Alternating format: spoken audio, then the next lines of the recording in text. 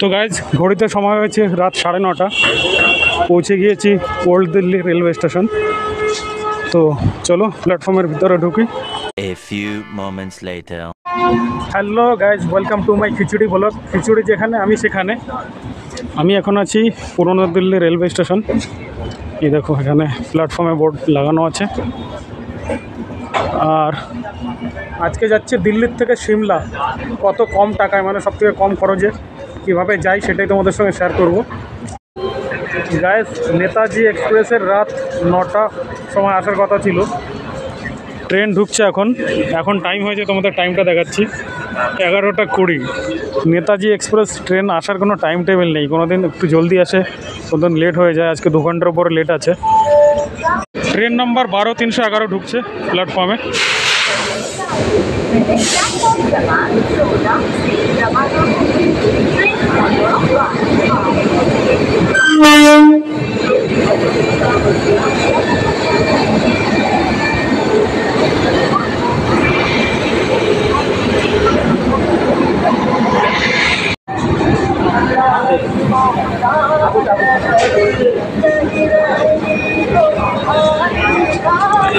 এখান থেকেই শুরু জেনারেল কোচ। ভিড় তো আছে, ভালোই ভিড় আছে।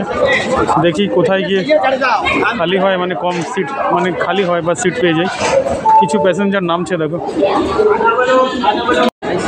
চলো, এই হচ্ছে ভিতরের ভিউ।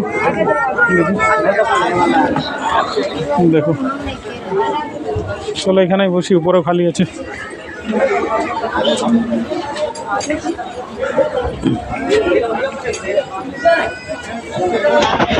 চলো, সিট তো পেয়ে গিয়েছি, কিন্তু একটু সামনের দিকে পেলে ভালো হতো। গেটের কাছে পেয়েছি।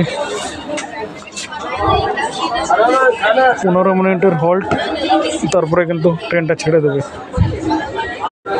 টাইমটা দেখো, 12টা বাজতে 10 মিনিট বাকি। এখন সিগন্যাল হয়েছে, তো ট্রেনটা এখনই ছেড়ে দেবে। অনেক লেট করেছে আজকে, জানি না কালকা কখন পৌঁছাবে। যাই হোক, 6টার আগে পৌঁছালেই ভালো। কালকার থেকে টয় ট্রেন আছে, কালকা সিমলা, তো 6:20 আছে, তার আগেই পৌঁছে যাবে। সিগন্যাল হয়ে গিয়েছে, দেখো। সামনের সিটটা তো খালি আছে, ব্যাগ রেখেছি।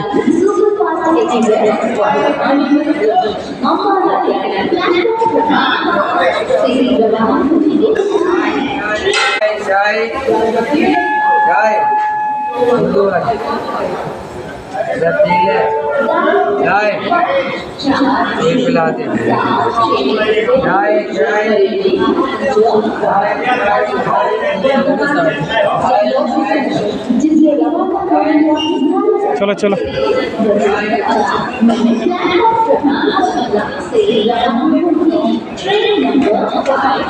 চলো, দুগ্গা দুগ্গা।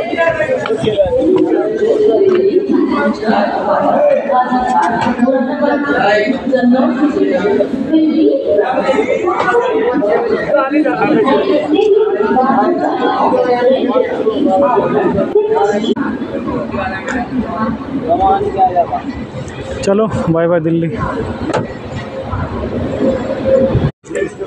ওল্ড দিল্লির থেকে প্রথম হল্ট এসে গিয়েছে সবজি মন্ডি। দেখো একদম স্টেশন খালি। এর পরের স্টেশন হচ্ছে সোনিপথ। তো এখানে তো মনে হচ্ছে না কেউ নামবে। পুরনো দিল্লির থেকে সবজি মন্ডি ডিস্টেন্স 2 কিলোমিটার।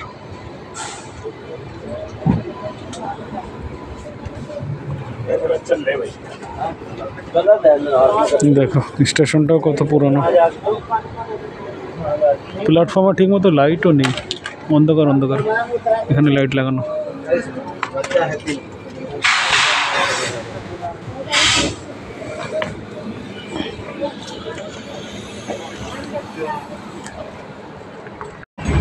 ট্রেনের ভিতরের ভিউ দেখো, উপরের সিটে আছে।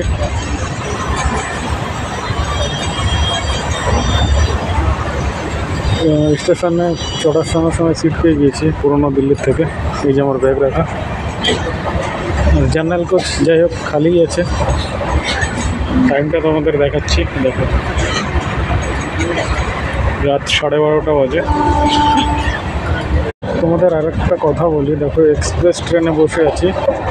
ট্রেন কিন্তু 100-র উপরেই স্পিড আছে, বলতে গেলে 130-এর কাছাকাছি, আর স্মুথলি চলছে। কিন্তু টয় ট্রেন কিন্তু না, টয় ট্রেন কিন্তু একটু ঝাঁকাবে, কেন ওটা ন্যারোগেজ লাইনে চলে, আর এত স্মুথ হয়তো চলবে না, একটু তো ঝাঁকুনি থাকবে টয় ট্রেনে। ট্রেনের ভিতরে কিন্তু বেশি ঠান্ডা লাগছে না, যাই হোক বাইরে যখন বেরোবো, ট্রেন থেকে নামবো, তখন কিন্তু ঠান্ডা লাগবে। এখন কম লাগছে, তখন ঠান্ডা ভালোই লাগবে। দেখো কারেন্ট টিকিটের সিট পেয়ে গিয়েছি, মানে শুয়ে যাচ্ছি, কখনো ভাবতে পারিনি এভাবে শুয়ে যাবে। পুরোনো দিল্লির থেকেই সিটটা পেয়ে গেছে, একদম উপরে সিট নিচ্ছে। তো ঠাকুরের কাছে কামনা করছে আসার সময় যেন এরকম খালি খালি সিট পাই, শুয়ে আসতে পারি। তো দেখো গাইজ, ঘড়িতে সময় হয়েছে রাত 4টে, চলে এসেছি হরিয়ানার আম্বালা ক্যান্ট। দেখো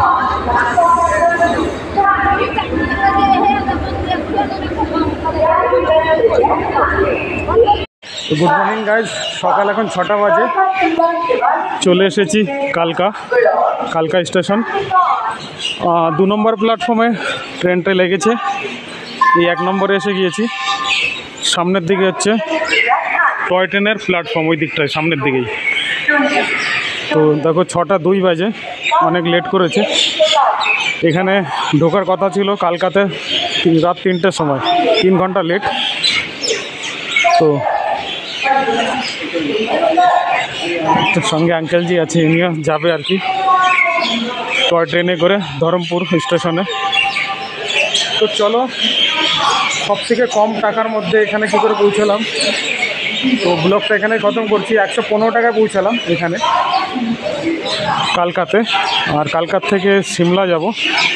তো টোটাল 87 রুপিস লাগবে কালকাত থেকে সিমলা। সেকেন্ড সিটিংয়ের টিকিট কেটেছি, এই যে টিকিট কাউন্টার। তো ব্লগটা এখানেই খতম করছি। যদি ব্লগটা ভালো লাগে লাইক শেয়ার করে দিও, আর আমার চ্যানেলে নতুন হলে আমার চ্যানেলটাকে সাবস্ক্রাইব করে দিও তোমরা। চ্যানেলের নামটা আমি চেঞ্জ করেছি, আগে আমার নামেই ছিল সুশান্ত বিশ্বাস ব্লগ, তো সেটা খিচুড়ি ব্লগ করেছি নাম। তো চলো, টাটা বাই বাই।